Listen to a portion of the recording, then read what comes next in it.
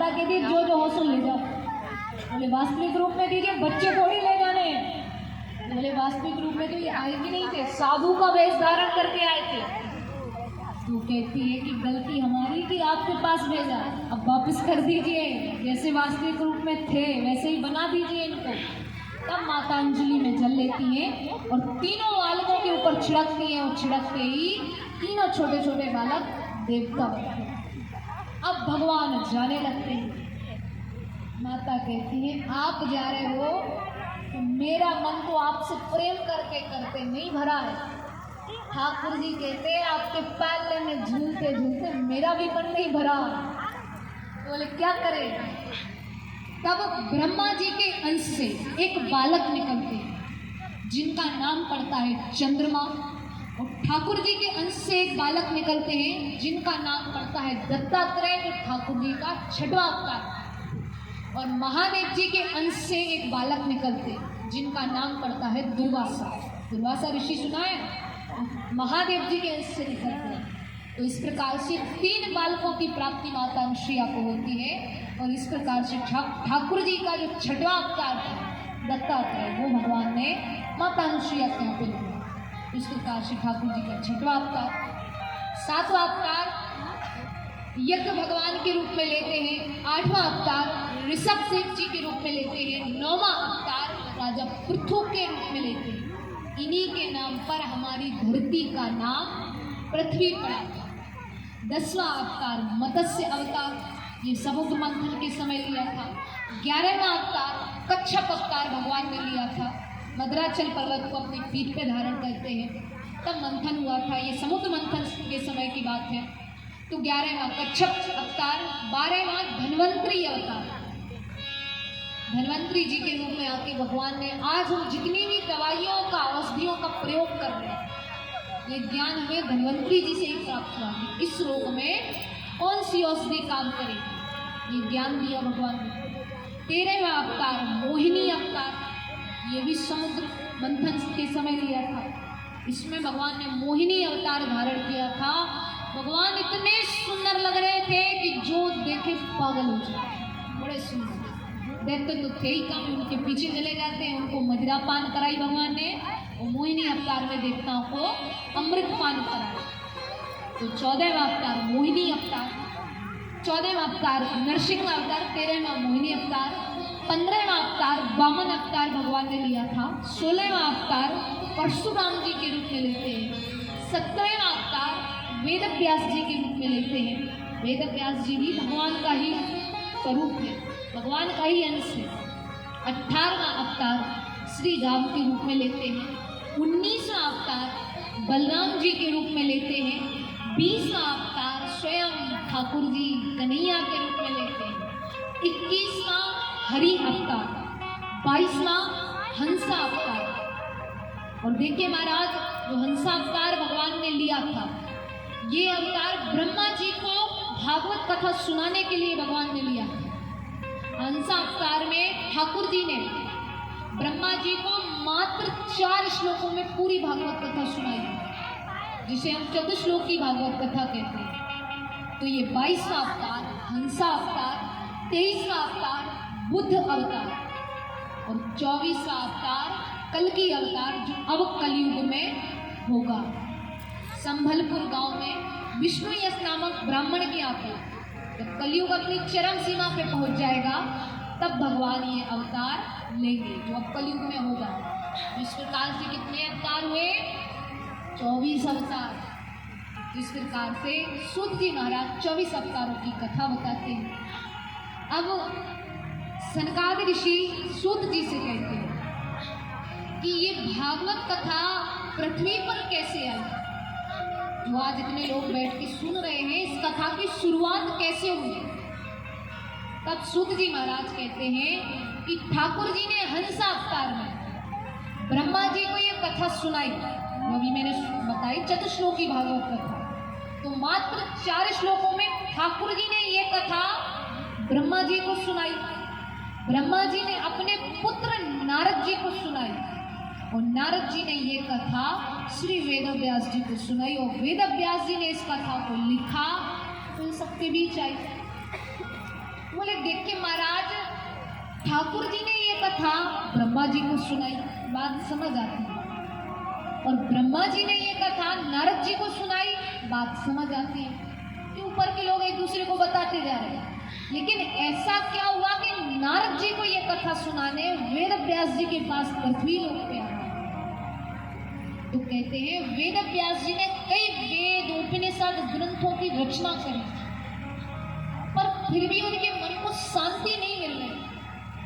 उन्होंने इतने वेद उपनिषद इसलिए लिखे थे क्योंकि इन सबको लिख देंगे तो शायद कलयुग का व्यक्ति पढ़ेगा, धर्म के मार्ग पर चलेगा, उसका कल्याण होगा। पर फिर भी उन्हें लग रहा था कि कुछ छूट गया, कुछ रह गया। इतना सब लिखने के बाद भी कलयुग के जीव का कल्याण नहीं होगा। वो जग कल्याण का सोच रहे हैं, वो संत हैं, वो संत हमेशा जग कल्याण का ही सोचते हैं। सच्चे संत की परिभाषा क्या है? किसी वेशभूषा का नाम संत है क्या? हमने कपड़े पहन लिए, तिलक लगा लिया, मालाएं बहुत सी पहन ली, हम संत हो? संत की परिभाषा इतनी कठिन है कि हर कोई खरा नहीं होता। सच्चा संत वही है जो अपने सुख में भी सामान्य रहे और अपने दुख में भी सामान्य रहे। अगर वो दुखी भी हो तो दूसरों के दुख को देखकर, और ऐसा भी ना हो कि अपने सुख आए तो सातवें आसमान पे दुख आ गया तो इन पर रो रहे हैं, ऐसे सब खत्म हो गया। लेकिन आजकल सबसे बड़ी दिक्कत तो यही है, आजकल का व्यक्ति अपने दुख से दुखी नहीं है। आजकल के व्यक्ति को खुद का दुख कुछ नहीं है, खूब सुविधा है, लेकिन दूसरा व्यक्ति सुखी क्यों है, ये सबसे बड़ा दुख। खुद का दुख नहीं है, दूसरा सुखी क्यों है, ये सबसे बड़ा दुख। इसको भाई दुखी रहना चाहिए, ये रोता फिरे कहीं दर दर भटके, ये बड़ा आनंद आएगा। तो सच्चा साधु वही है जो सुख और दुख में सामान्य रहे, और अगर दुखी भी हो तो दूसरों के दुख को देखकर। वेद व्यास जी कह रहे हैं कि मुझे बड़ा दुख है कि कलयुग के व्यक्ति का कल्याण इतने में भी नहीं है, तो वो रोने लगते हैं। और भगवान की एक कमजोरी है कि किसी को बस में करना है तो क्या करेंगे? सुन रही बड्डी दिमाग लगाइए। अभी तो ज्ञान के माध्यम से सोचेंगे, भक्ति के माध्यम से सोचेंगे तो अच्छे ही बताएंगे, तो उसकी बातों को मानेंगे। किसी को बस में करना तो क्या कर दे, उसकी कमजोरी को पकड़ दे। अगर ऐसा नहीं किया तो ऐसे कर देंगे, वो आदमी ऐसे मत करना, मैं कर रहा हूँ, वो अपने बस में हो जाता है। तो भगवान की भी एक कमजोरी है, भगवान ऐसे नहीं मानते।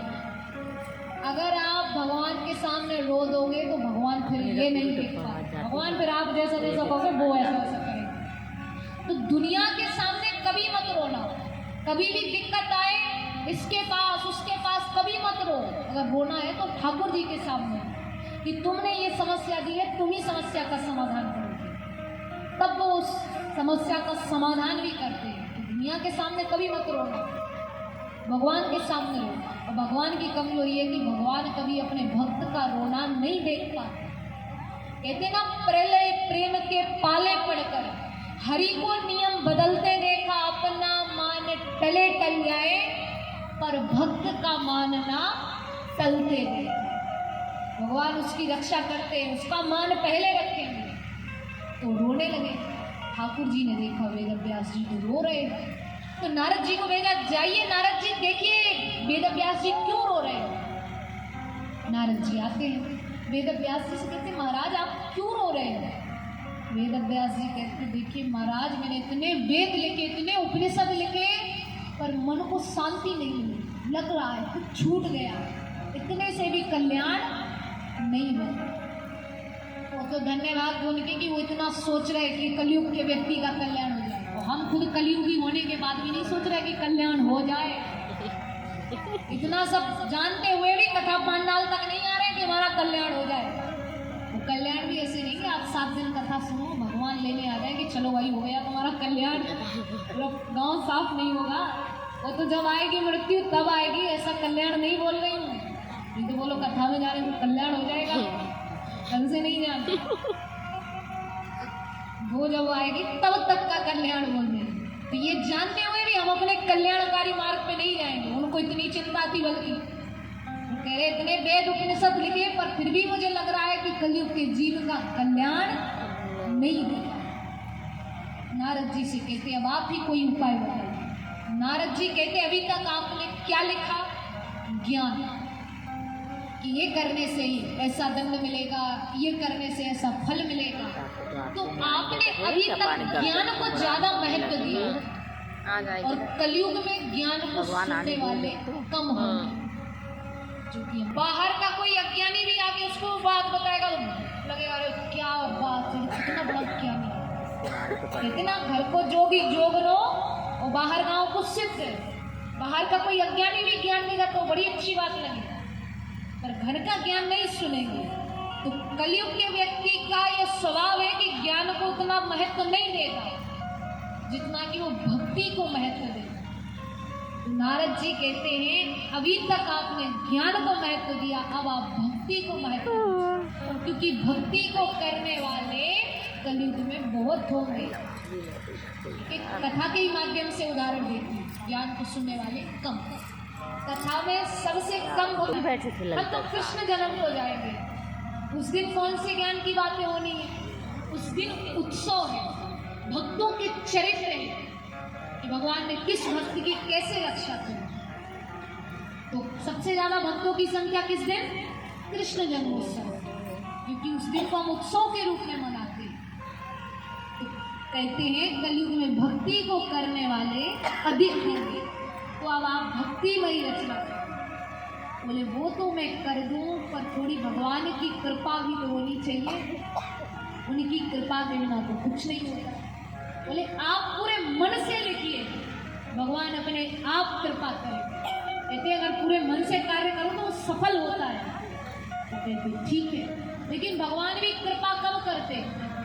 भगवान किसके इशारे पे चलते हैं? भक्त के, श्री राधा रानी के। इतना वृंदावन में हुक्म चले बरसाने वाली का, मेरा श्याम दीवाना है राधा प्यारी का। लेकिन भगवान भी कृपा तब तक नहीं करते जब तक राधा रानी इशारा ना करते। तो अगर ठाकुर जी को रिझाना है तो सबसे पहले किसको मनाना पड़ेगा? राधा रानी। राधा रानी, और वो एक इशारा कर ले फिर ठाकुर जी कैसे किसी से आते। तो आइए हम भी किशोरी जी को रिझाते कि भगवान से कहे हमें भी कृपा करें।